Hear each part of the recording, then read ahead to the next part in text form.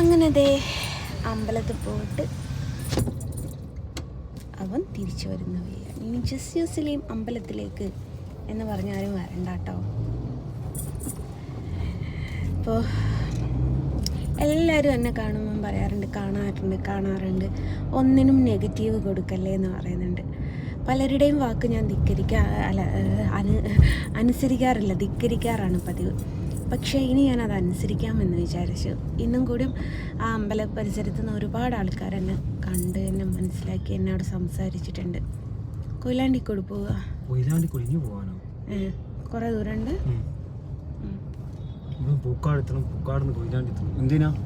അല്ല എന്തേ വെള്ളം കുടിക്കുന്ന പിന്നെ അപ്പം അങ്ങനെയാണ്. ഇരുടാ പേടിച്ചു പോയി. ഞാൻ അമ്പലത്തിൽ പോയപ്പോ ഞാൻ കറുത്തു.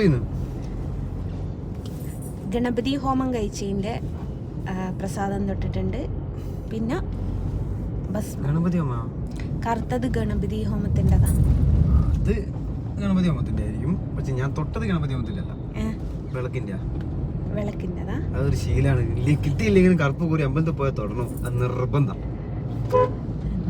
ശിവനും മഹാവിഷ്ണുവും കൃഷ്ണനും എല്ലാരും കൂടി ഒത്തുചേർന്ന്.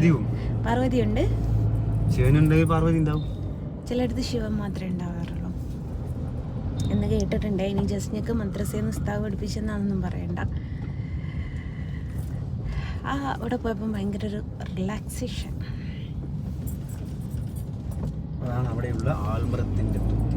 ആൽമരം കണ്ടില്ലേ? പണ്ടൊരിക്കൽ ഞാനും കാണാൻ പോയിട്ടുണ്ടായിരുന്നു കേട്ടോ. കൃഷ്ണരൂപം തെളിഞ്ഞു എന്ന് പറഞ്ഞ സമയത്ത് ഭയങ്കര ഒരു എക്സൈറ്റ്മെന്റ് ആയിട്ട് ഞാനും പോയിട്ടുണ്ടായിരുന്നു കാണാൻ.